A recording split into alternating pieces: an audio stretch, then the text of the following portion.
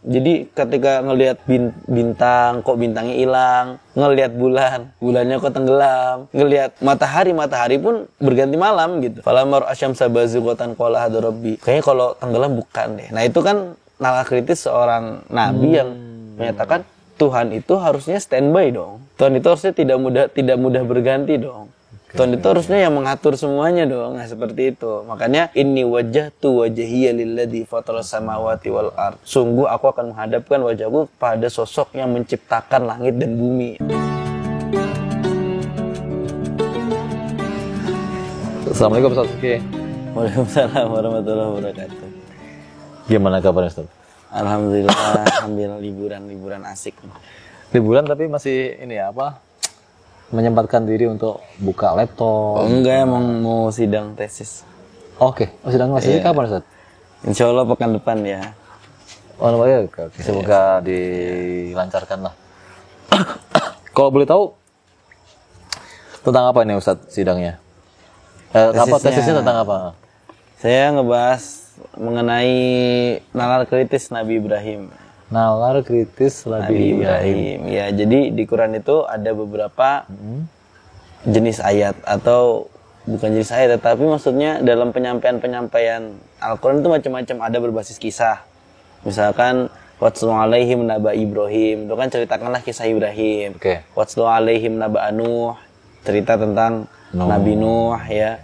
Atau misalkan yang lain, Wadkur fil kitabi Ismail, ya, ingatlah tentang kisah-kisah Nabi Ismail. Wadkur fil kitabi Maryam, tentang Maryam, itu cerita based on story gitu ya.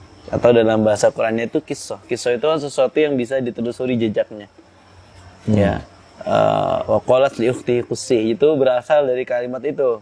Wa qalat li ukhti qusi itu maksudnya waktu Musa dibuang di laut ya, dihanyutkan di sungai bukan di laut ya, di sungai. Ikuti itu petinya tuh. Jadi bisa diikuti jejak, maksud kisah-kisah itu pasti bisa diikuti ceritanya. Andaikan kita telusuri jejak arkeolognya bisa ketemu. Makanya kaum Samud itu ada bisa kita temukan bukti-buktinya. Nah, ada juga yang sifatnya dialog. Nah, dialog itu percakapan. Misalkan wa id qala rabbuka lil malaikati inni ja'ilun fil ardi khalifah, itu kan Allah mau bicara ke malaikat.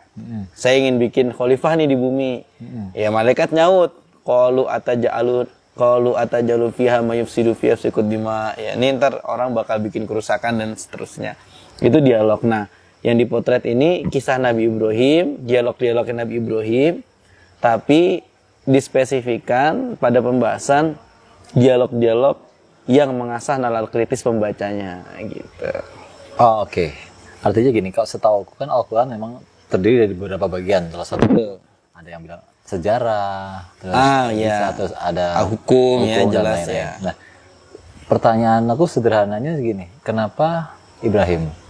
Kenapa bukan Nabi Karena lain? Di Quran yang memberikan sentilan-sentilan secara jelas mengenai nalar kritis ya salah satunya Nabi Ibrahim memang. Karena contoh ya, saya berikan satu contoh. Ketika Ibrahim muda merasa risau gusar dengan penyembahan patung berhala, ya, dia pertama mendebat dulu. Qul afara'aytum ma kuntum ta'budun antum wa aba'ukumul aqdamun. Kamu nih nyembah apa sih nih? Kamu dan ayah-ayahmu itu nyembah apa sih? Qalu na'budu asnaman fanadhallu laha akifin. Kita ini nyembah sesuatu ya. Asnam itu berhala memang. Asnam itu berhala. Berhala. Jadi dalam bahasa Al-Qur'an pun berhala tuh ada jenisnya macam-macam tuh. Ada asnaman, ada ausanan, ada wa qalu mahadi tamathilul lati antum laha akifun. Jadi ada 3 tuh berhala jenisnya tuh. Ada asnam, ada ausanan, ada tamathil. Nah, kalau dalam kaidah kebahasaan itu di bahasa Arab memang terkesannya ada sinonim ya. Cuman sinonimnya itu berbeda gitu. Kalau misalkan kita kan, bahkan kalau dalam bahasa Indonesia sendiri, sinonim boleh jadi kelihatannya sama tapi tetap ada bedanya. Contoh begini. Kalau dalam kaidah tafsir sebutnya lafat-lafat yang diduga serupa ya, al-alfadul lati yudhunnu biha taraduf wa laysat minhu. Tapi kalau dalam bahasa Indonesia sebutnya sinonim. Nah, salah satu pakar ahli bahasa menyampaikan gini, kadang kesamaan atau keserupaan dalam kosakata itu boleh jadi denotasinya sama, tapi konotasinya beda. Contoh, uang panjer, uang muka. Oke. Kan sinonim ya. Tapi kita kalau misalkan panjer biasanya dipakai buat nempatin tempat dulu gitu. Kalau uang muka biasanya pembayaran awal dari sebuah pembelian barang. Nah, itu kan beda tuh konotasinya. Nah, asnam dalam bahasa Arab ini ketika dilihat dari sisi POV-nya orang kafir. Dia merasa bangga nyembah berhala, makanya disebut dengan asnam. Ausanan itu patung atau berhala secara umum. Nah, wa qalu ma hadi tamathilul lati antum la'akifun itu POV-nya Nabi Ibrahim. Tamathil itu berhala tapi dalam artian mengejek. Berhala, oke. Iya, tapi mengejek berhalanya maksudnya berhala, gitu. Nah, itu berbeda. Dan Quran menempatkan 3 posisi itu. Itu kan salah satu bentuk ketelitian dalam pemilihan diksi. Nah, tetapi kalau misalkan dalam hal ini yang saya sorot salah satunya adalah fokus di dialognya. Misalkan tadi kamu nyembah apa? Ya, nyembah itu seenggaknya bisa ngasih manfaat, ngasih mudorot lah gitu ya. Maksudnya bisa memberikan semacam tektokan efek gitu. Malayan fa'ukum syai'aw wa la yadurrukum. Kamu kok nyembah bisa-bisanya nyembah sesuatu yang ngasih manfaat? Enggak, mudarat juga enggak. Nah, akhirnya setelah debat enggak berhasil, dia menguji lagi nih. Faja'alahum juzadzan ila kabirul lahum la'allahum ilaihi yarji'un. Dihancurin semua berhalanya. Nah, setelah dihancurin, disisain yang paling gede dikalungin tuh. Kapaknya itu ya. Alat penghancurnya. Ketika sudah ditelusuri, ternyata siapa nih? Qalu sami'na fatayat kurum yuqalu lahu Ibrahim. Kita dengar orang anak muda namanya Ibrahim. Ya, qalu fa'tu bi ala a'yunin nas la'allahum yashhadun. Datangkan dia di hadapan orang-orang supaya dia bersaksi. Ya, ketika disuruh bersaksi dia enggak takut, enggak gentar. Jadi selain daya kritisnya tinggi, sisi responsibility dia dari suatu keputusan yang dia lakukan itu juga besar. Jadi nggak hanya kritis, nggak hanya ngomong doang nih, tapi juga ketika kekritisannya itu diuji, dia berani. Nah, akhirnya ketika ditanya, qalu a anta fa'alta hadza bi aliyatina ya Ibrahim. Kamu yang ngancurin Tuhan-Tuhan kami Ibrahim. Fas'aluhum in kan yantikum. Kok ya qala kabirum hadza fas'alum in kan yantikun. Tanya nih yang paling gede nih. Kalau dia bisa ngomong, kata Nabi Ibrahim. Mereka tuh nggak jawab. Faroja'u ila anfusihim. Jadi orang-orang ini mikir, mengembalikan kepada dirinya sendiri. Maksudnya, apa tuh nggak bisa ngomong? Iya. Artinya gini ya, mohon maaf ya. Apa yang dilakukan Nabi Ibrahim itu adalah hasil kalau dia nggak pinter, artinya ya, nggak berilmu. betul. Artinya kalau memang secara nyata di situ agama memberikan satu clue bahwasanya beriman juga harus dengan nalar logis. Okay. Kalau aku coba bandingin Ustaz ya, contoh kayak Nabi Musa kan juga sering diceritakan di dalam banyak lah cerita di dalam Al-Qur'annya kan ceritanya, dan dikisahkan juga dia itu salah satunya diperintahkan untuk ketemu Raja Fir'aun, terus kemudian siapa nih? Nabi Musa. Oh iya. Terus kemudian diceritakan juga beliau itu dipertemukan dengan Nabi Khidir kalau nggak salah. Iya. Nah, kan dan banyak pertanyaan. Nah, maksud saya begini, POV-nya kalau dibilang kritis, Nabi Musa. Iya, Nabi Musa juga iseng. Nah, bedanya seperti apa gitu maksudnya? Kalau secara spesifik, biasanya Nabi Musa lebih surat tentang relasi terkait seorang hamba, seorang rakyat dengan pemerintah, atau seorang murid dengan guru. Oke. Ya, murid dengan guru ini kan relasinya Nabi Musa dengan Nabi Khidir. Rakyat dan pemerintah itu relasinya Nabi Musa dengan Fir'aun. Kalau tentang persahabatannya Nabi Musa dengan Nabi Harun. Oh, iya. Sepupu kalau nggak salah ya. Iya, sepupu Nabi Harun. Ya, masih saudaranya, masih akhi Harun. Itu. Nah, jadi seperti itu. Cuma memang kalau dalam redaksi-redaksi yang dalam tanda kutip ini memang kritis dalam segmentasi tauhid terutama. Itu ada pada Nabi Ibrahim. Oke. Segmentasi tauhid, karena dia memberikan jalan pengesaan. Karena beberapa ayatnya misalkan, wa id qala Ibrahimu li abihi azar atattakhidhu asnaman alihah. inni araka wa qaumaka fi dhalin mubin. Ya. Asnaman alihah inni araka wa fi dhalin. Itu selanjutnya tentang falamma ra'asy syamsa bazigha falamma ra'al qamara bazigha ya falamma ra'a kaukaba gitu kan, bintangnya hilang, ngelihat bulannya kok tenggelam, ngelihat matahari pun berganti malam gitu. Oke. Falamma ra'a syamsa bazighatan qala hada rabbi. Kayaknya kalau tenggelam bukan deh. Nah, itu kan nalar kritis seorang nabi yang menyatakan Tuhan itu harusnya standby dong. Tuhan itu harusnya tidak mudah berganti dong. Tuhan itu harusnya yang mengatur semuanya dong. Nah, seperti itu. Makanya inni wajjahtu wajhiya lilladzi fataras samawati wal ard. Sungguh aku akan menghadapkan wajahku pada sosok yang menciptakan langit dan bumi. Nah, itu Nabi Ibrahim. Di ayat yang lain misalkan. Di ayat yang lain serupa dengan yang tadi saya sampaikan juga ada, dan ayat itu ada beberapa repetisi, pengulangan dalam redaksi yang berbeda. Okay. Nah, kurang lebih mirip lah seperti itu. Sorry Ustaz. Selain daya nalar kritis Nabi Ibrahim sendiri, kenapa Allah memilih beliau untuk jadi sebutannya katakanlah bapaknya para nabi? Karena doanya Nabi Ibrahim salah satunya. Oh, gimana tuh? Nabi Ibrahim memang berdoa, Rabbi habli minas solihin, ya Allah, berikanlah keturunan yang soleh gitu. Dan memang akhirnya punya putra-putra yang luar biasa jadi nabi semua gitu. Dan ada sebutan begini, ketika agama disebut juga dengan ada din, ada millah. Millata Ibrahim Hanifah misalkan. Oh, agamanya Ibrahim. Iya, agamanya Ibrahim. Nah, millah itu biasanya mesti harus ada gandengan nabinya. Misalkan Nabi Ibrahim, ya berarti dia umatnya untuk umatnya Nabi Ibrahim. Ya kalau misalkan Ishak, Yakub ya buat umatnya. Jadi perbedaannya dengan ad-din, millah itu bagian dari din. Millah itu bagian dari din. Iya, kalau din itu kan sudah untuk seluruh orang. Seluruh orang, okay. Nggak hanya untuk kaumnya aja. Makanya sebenarnya kayak Isa itu hanya untuk kaumnya saja. Ibrahim hanya untuk kaumnya saja gitu. Tidak untuk seluruh alam. Makanya beda ketika Nabi Muhammad ya. Iya, makanya Nabi Muhammad itu sebagai finisher, sebagai penutup itu sudah diparipurnakan secara hukum dan lain sebagainya.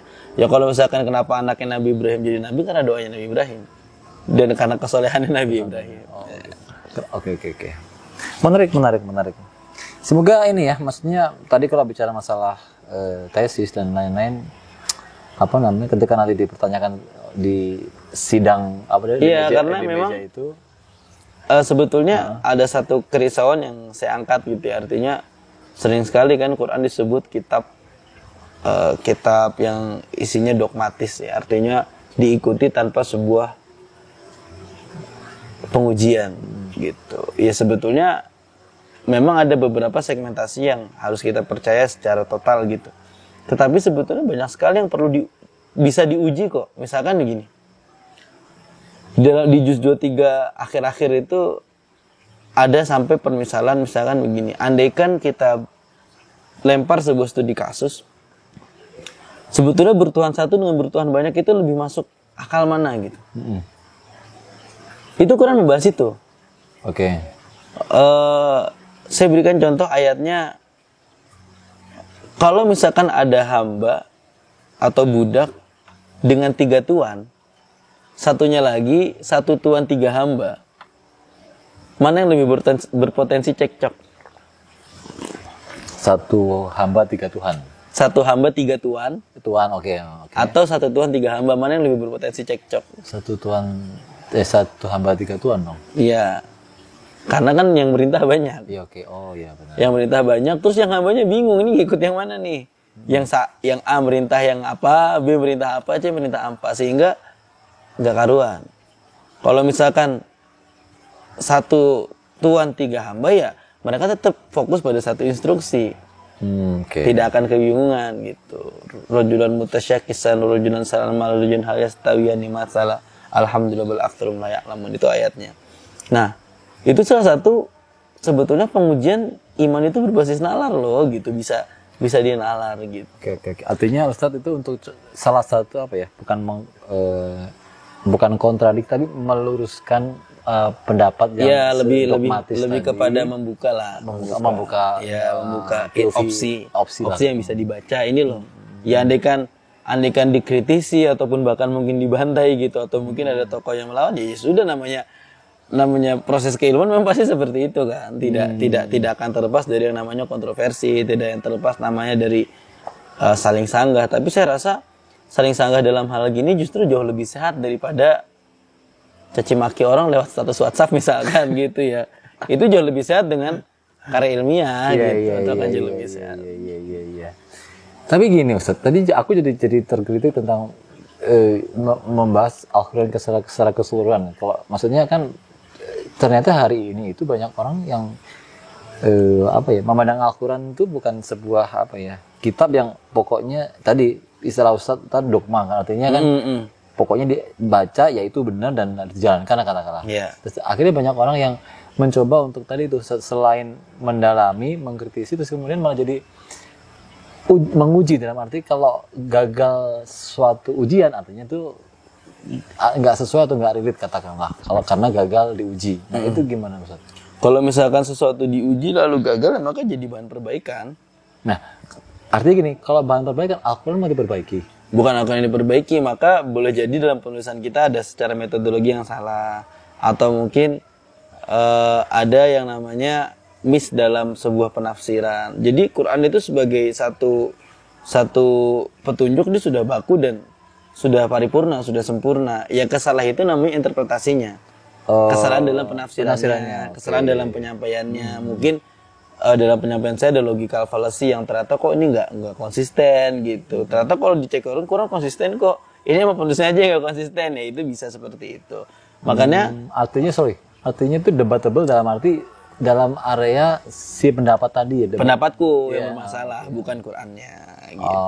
Aku sebagai penelitinya yang bermasalah, misalkan seperti itu. Jadi bukan Qurannya yang direvisi, bukan. Tulisanku yang direvisi. Gitu. Makanya kan ini akan sangat dalam kalau kita membaca Al-Quran keseluruhan ya. Kita balik lagi soal tadi Nabi Ibrahim yang dengan 2 putra, terus kemudian banyak pendapat beliau atau pemikiran beliau yang tercantum di Al-Quran. Salah satunya tadi Ustadz bilang soal ketika dia memenggal kepala berhala. Nah selain itu apa lagi Ustadz? Buktinya ada salah satunya, selain itu perjalanan dia melihat bulan bintang tadi. Itu juga bisa masuk. Lalu ketika 2 contoh itu sih yang paling utama dan paling umum ya saya tahu ya sejauh ini. Kayaknya udah malam agak lupa.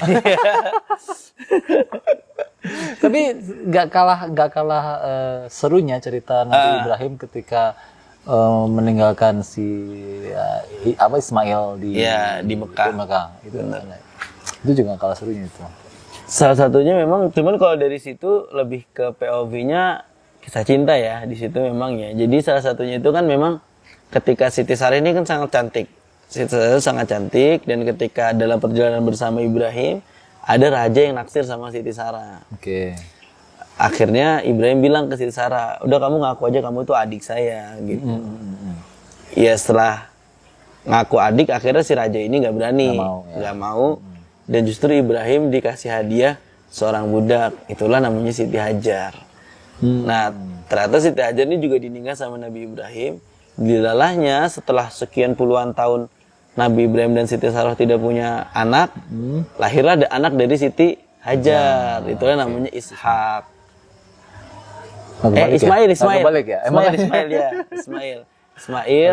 Lalu perempuan, namanya perempuan ya, ada cemburunya.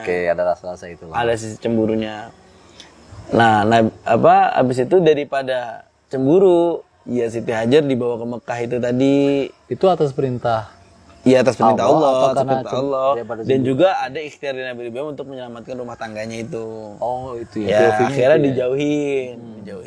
Ya, gak lama setelah itu Siti Sarah juga mengandung, ya akhirnya melahirkan Ishak. Nah, akhirnya kan dari 2 nabi ini muncul keturunannya jadi nabi-nabi juga.